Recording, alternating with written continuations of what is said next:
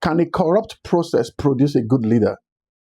The leadership lesson from Umaru Yar'Adua. That's what I want to talk to you about today.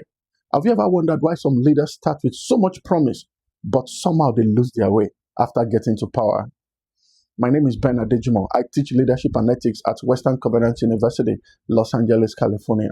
And today, I want us to explore one of the most important leadership questions you will ever ask. Can a corrupt process produce a good leader? Most people answer this question emotionally, but today, let us answer it logically. Now, I need to say, everything I'm saying is from the academic standpoint. I'm not a politician. I've never run or been a governor before, not even a local government chairman, but I've exposed myself extensively to books, research. I've sat under great tutors, okay? And I've compared leadership processes all over the world. So I came to this conclusion. So I need you to understand this from the get-go and from my perspective, all right?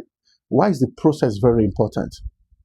One of the politicians in Nigeria said the process by which someone gets to power is far more important than what he is going there to do. Why do you think that person asked that question? I know for a fact that the people and the system that helps you get to power will expect something in return. And if they don't do it out of goodwill or for a good reason, you are trapped as a leader. There's a popular saying that the end justifies the means. I disagree. In leadership, the means often determine the end. Think about building a house, for example. If the foundation is weak, you can paint the walls very beautifully, you can buy expensive furniture, but eventually cracks will begin to appear. It's just a matter of time. Leadership works the same way. A corrupt process does not just produce a leader, it produces expectation too. That's why you hear things like, remember who financed your campaign. Remember who brought you to power. Remember who helped you get here. Without me, you will never be able to do anything. Nobody should talk like that. I was the one that brought money that you campaigned with. At that point, leadership is no more about serving the people. It becomes about paying back favors. You are going to legislate the lives of millions of people because you need to return favor back to some individual. Let me use the case of Umaru Musa Yar'Adua, for example. Look at him. In 2007 election, one of the most controversial elections, many observers criticized the electoral process, but something remarkable happened after he became president. Instead of insisting that the election was perfect, he openly acknowledged that the electoral process had significant flaws. Think about how unusual that was for a current president, a sitting president, to say that. Most leaders would defend the process that brought them to power. He didn't do that. He did exactly the opposite. He supported electoral reforms because he believed the system needed improvement. Whether you believe everything he did or you agree with everything he did, that's beside the point. His action demonstrated something more meaningful.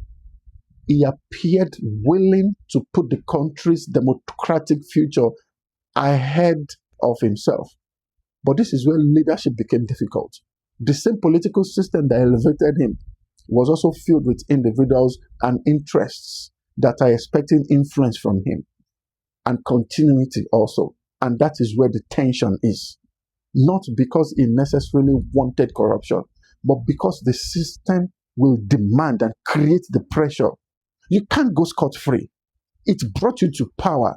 So if a flawed system brought you to power, you will bow to that system. It's just a matter of time. And this is the same reason a good leader is going to struggle. Imagine running a company, for example. A CEO that gets promoted because certain executives manipulated the process. The first day in office, those same executives will expect special treatment from him. He has a decision to make, but he will have to consider the people. He wants to protect the company, or he will have to protect the executive that made promotion possible for him. The same thing happens in politics. It happens in church. It happens in businesses. That's why I always say a corrupt process will create corrupt expectation. And leadership will become very hard because the leader will spend more time managing political debts than solving public problems. So, can a corrupt process produce a good leader? Absolutely, yes. But The lesson I want you to remember is a good leader can emerge from a corrupt process, but a corrupt process will not leave him alone. It will stress that leader. It will place a lot of demand on that leader. So much that if care is not taken, he will abandon what he was supposed to do and concentrate on those few, those very minority who have spent so much money to bring him to power. They will fight against him. They will stop him from doing what he's supposed to do. They will blackmail him if it's possible. They will remind you regularly, we brought you to power. You will never have become the president. You will never become the director of the company, if not because of us. So do what we're asking you to do. Attend to us. Pay that debt. You will have to. And after a lot of stress and continuous nagging and gnashing and stress, you will bow to that stress. You will bow. That's when you find out your leaders are not doing what you thought they would do. They won't fix the road. They won't build the hospitals. They won't do nothing. No welfare system. Then you say the leader is corrupt. Sincerely, I think some leaders actually have good intention, but the process that took them to power has legislated so much on their good intention that they will have to bow. And I hope that makes sense to you. That's why you should not only pray for good leaders, you should think about building good systems. Because when institutions are stronger, even an average leader will be held accountable.